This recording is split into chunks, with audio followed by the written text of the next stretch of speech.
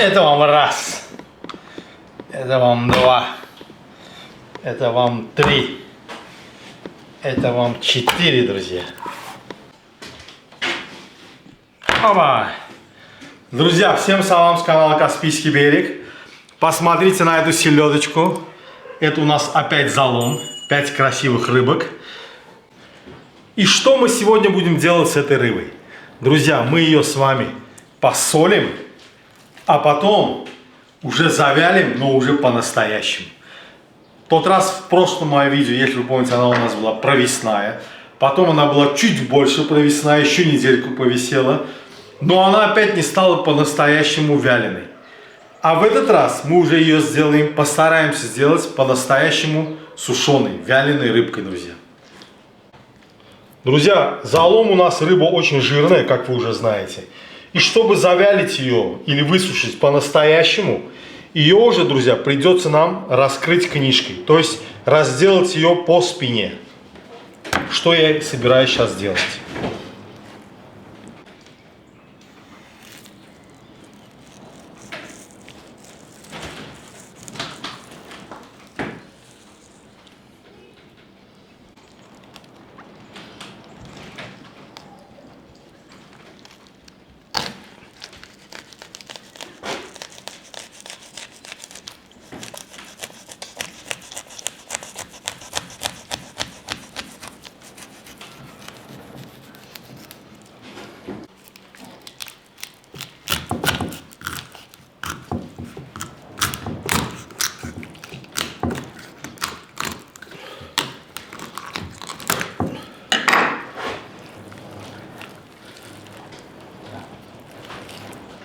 Раскрыли рыбку книжкой, как говорится. И сразу у нас отсюда уходит хребет.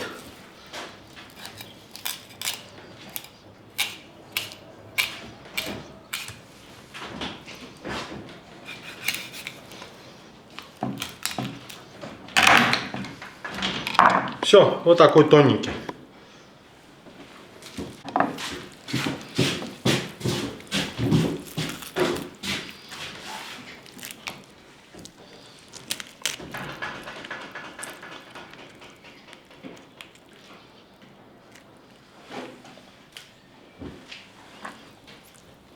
Вот так, друзья.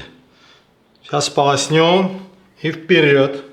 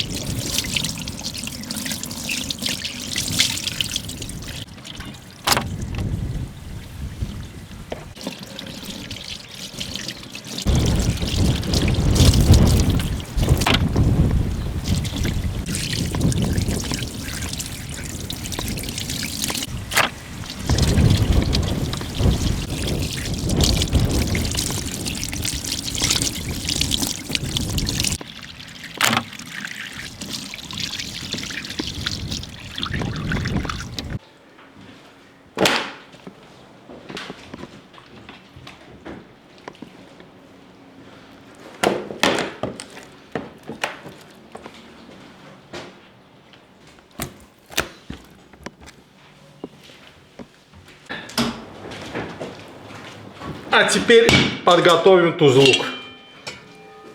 Здесь у меня 4 литра кипятка. Рыбы у меня, друзья, в общей сложности, наверное, килограмма 3, не больше. Тузлук можно брать или равным массе рыбы, или чуть больше. Меньше нежелательно. Вот из-за этого у меня здесь с запасом 4 литра воды, то есть 4 килограмма тузлука. Как вы догадались, солить я буду тузлучным способом, то есть рассолом. На литр воды у меня идет 3 вот такие ложки с горкой соли. Раз. 2. 3. И это 12.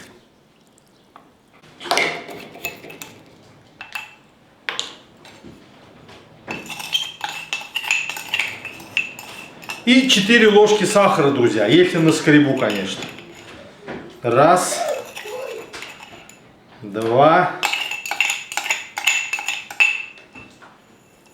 Нет, всего 3 получилось. Но у меня больше нету, надо купить сахар. Так, 3 ложки сахара, 12 ложек с горкой соли, штуки 3-4 лавровых листа, горсточка кориандра, вот так.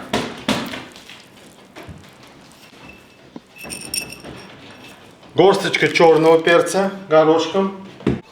И вот и все. Значит, хорошенько размешаем. Друзья, вода почти кипяток. Я отправлю ее на газ, чтобы она постояла еще минут 10-15, чтобы покипела.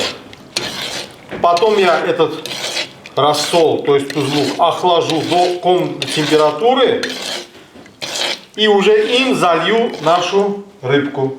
Друзья, вы не поверите, только-только остыла вода, вернее рассол. Уже поздний вечер. Ну что делать? Надо было ждать. Потому что в рыбу нельзя заливать теплый рассол. Все, выливаю тузлук, чтобы вся наша рыбка утонула. Отлично. Вот она пытается всплыть. Там где-то, наверное, воздух. Ага, точно. Сейчас мы дело исправим. Все, друзья. Убираю в холодильник. Наверное, на неделю. Минимум на 6 дней. До свидания.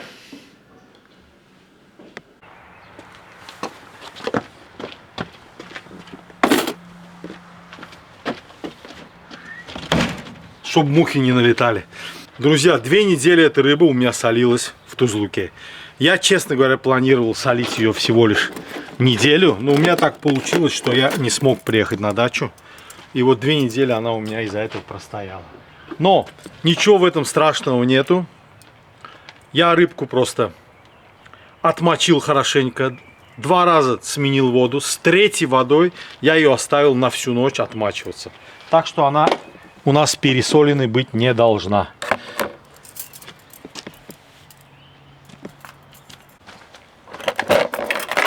Значит, сейчас мы ее вывесим сушиться. Посмотрите, какие я крючки сделал, друзья, специально. Вот именно для такой рыбы, которая разделана вот так книжкой, бабочкой. Это не моя идея, я это подсмотрел на одном из каналов. Так, значит, что мы делаем? Берем вот так рыбку. Прокалываем вот этими крючочками. И вот так она у нас будет, смотрите, друзья. Идея вот такая, да? Чтобы она у нас не складывалась. Вот так она у нас будет висеть и сушиться. Так, пока положим сюда, в сторону.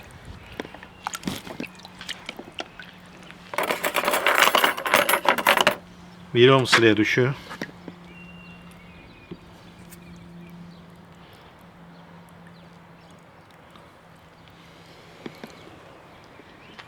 Вот так.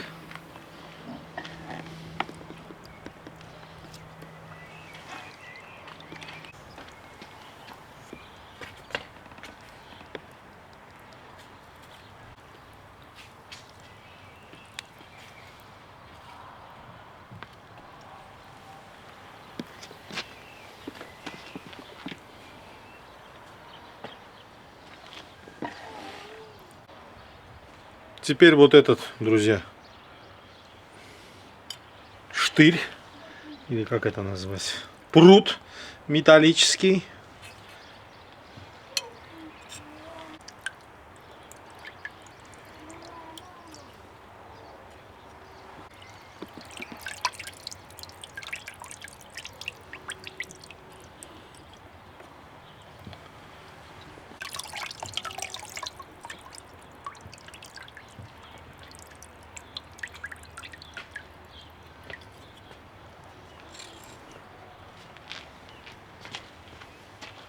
Ну как вам смотрится? Как будто камбала, да? На камбалу похоже.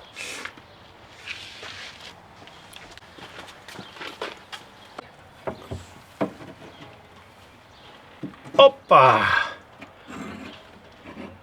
Подальше друг от друга, чтобы они не соприкасались ни в коем случае.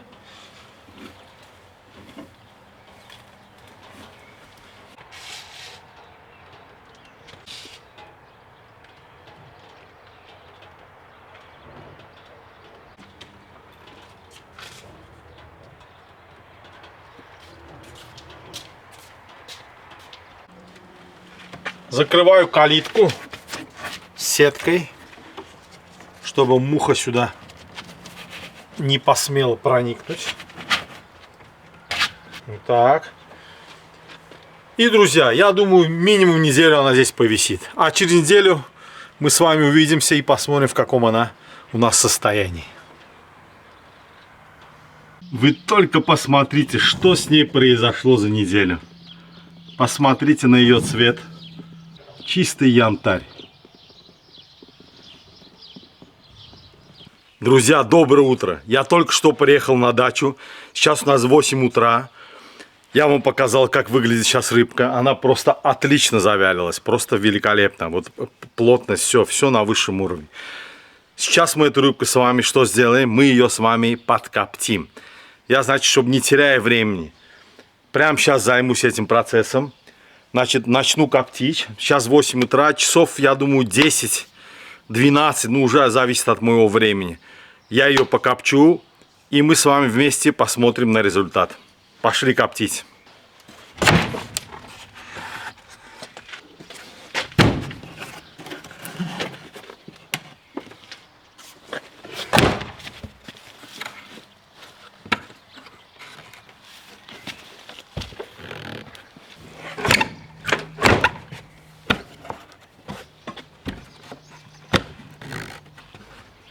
Вот таким вот простым образом сушильная камера превратилась в коптильню, друзья. Начинаем коптить. А это мой дымогенератор. Я его уже с утра заполнил щепкой. Вернее, у меня это не щепка, друзья, а стружка. Это стружка. Буковая стружка. Другой у меня просто нет. Так, и все. Поджигаю.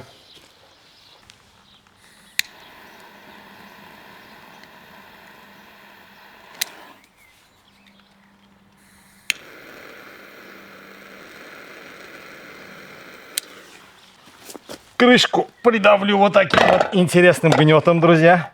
Смотрите, какой у меня раритетный груз. Баку Артель Новый Путь. И включаю поддув, друзья. Пусть пока работает, а дальше посмотрим. Может быть, такая интенсивность даже не понадобится.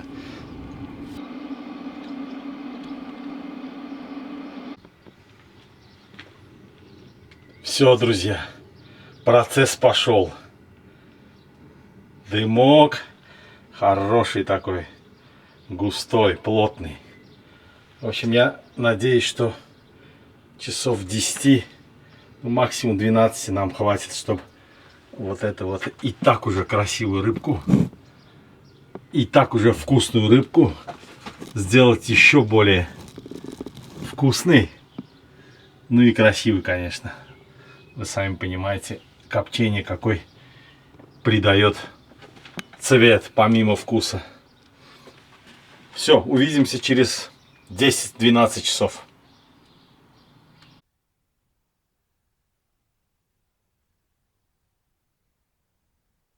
Уже 6 часов вечера. Мне уже нужно ехать, друзья. Так что коптить я больше не буду. Ну, прошло ровно 10 часов. Я думаю, этого вполне достаточно. Сейчас откроем и посмотрим, как там наша рыбка.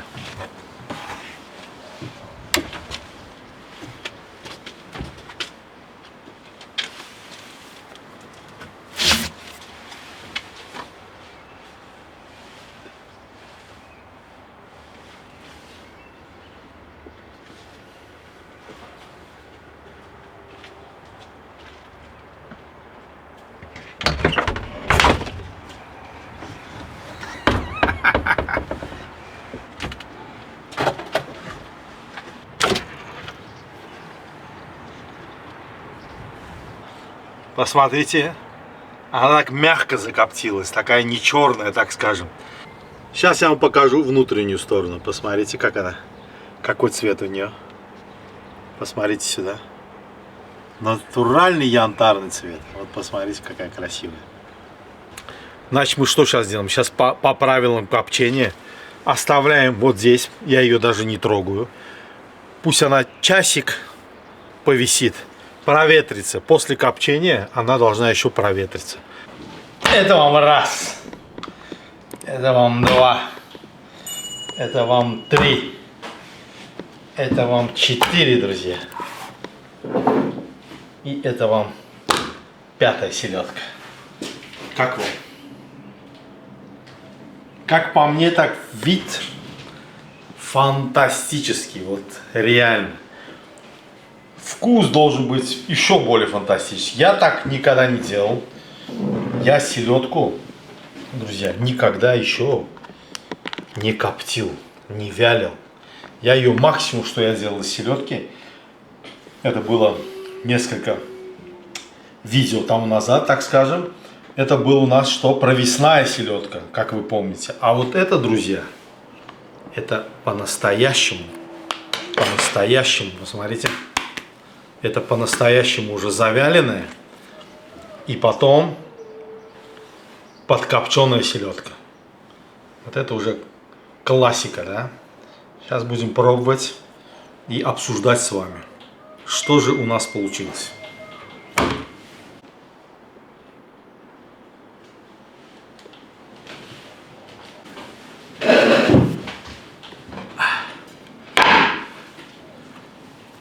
Вот эту возьмем, самую красивую.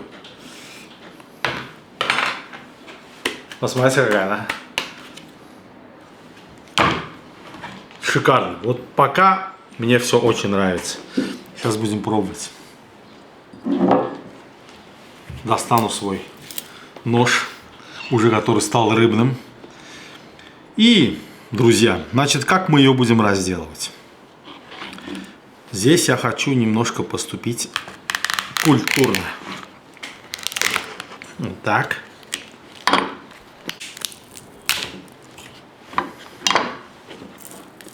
И вот так.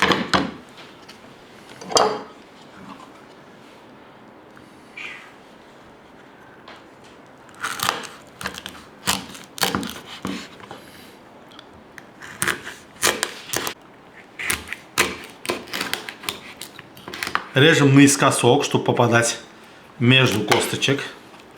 Вот так.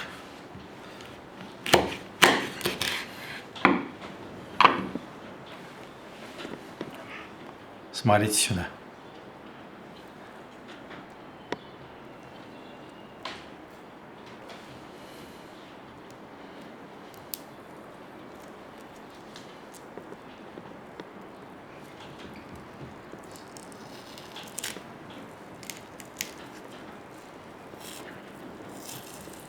Ой-ой-ой-ой-ой-ой-ой. Я уже предчувствую этот вкус.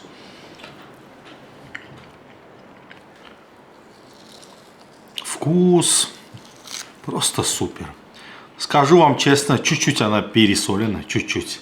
Если вы помните, я вам сказал, что планировал солить неделю, но так получилось, не смог приехать на дачу. В итоге она у меня солилась 2 недели. Да, я ее подержал в воде, отмочил всю ночь, но надо было еще немножко. Чуть-чуть пересолено. Не ужас, но чуть пересолено. Ну ничего, под пиво пойдет.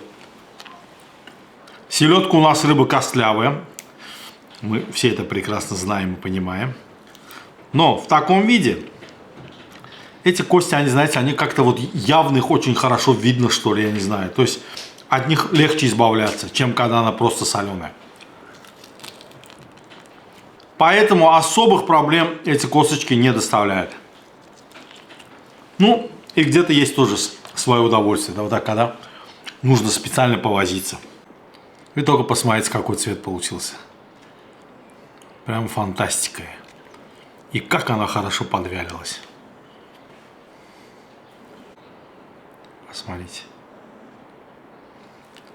А с внешней стороны она подзолотилась слегка.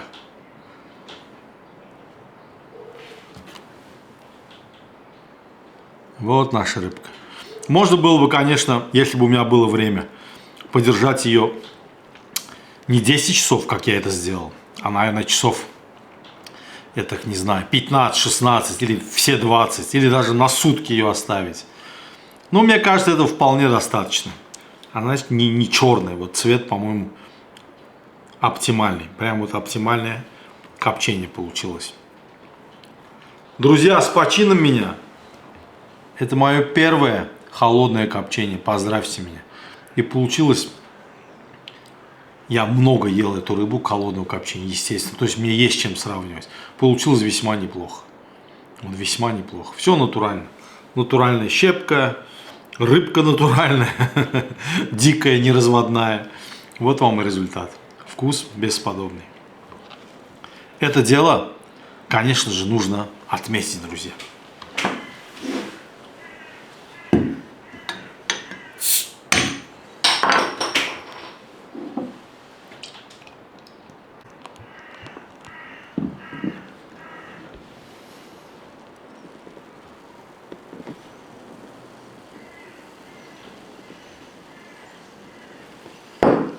Отметим мы вот так, друзья. С помпой, с пеной. Будьте здоровы.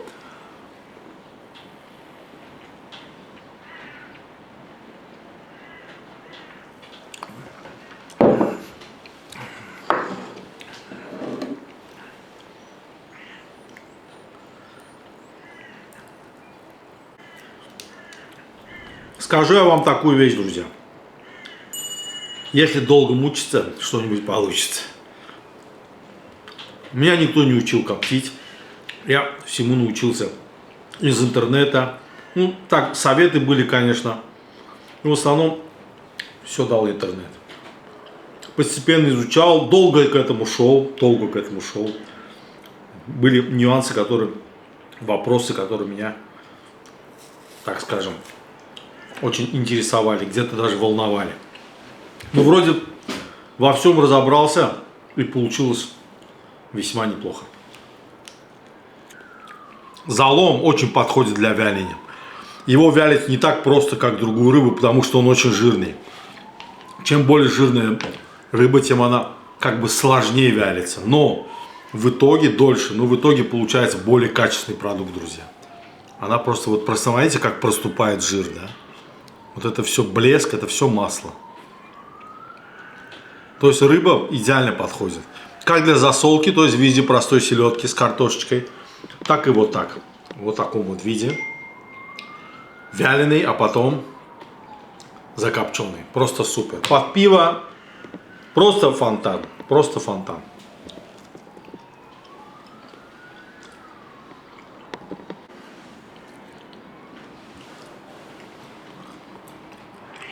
Друзья, вот я не могу сказать, что первый блин комом, потому что он у меня не комом. У меня первый блин получился.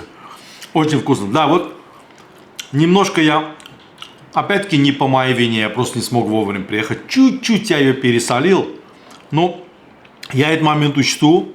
И в следующий раз я уже, конечно, не буду ее 2 недели держать. Неделю подержу достаточно. И сейчас отлично, поверьте мне.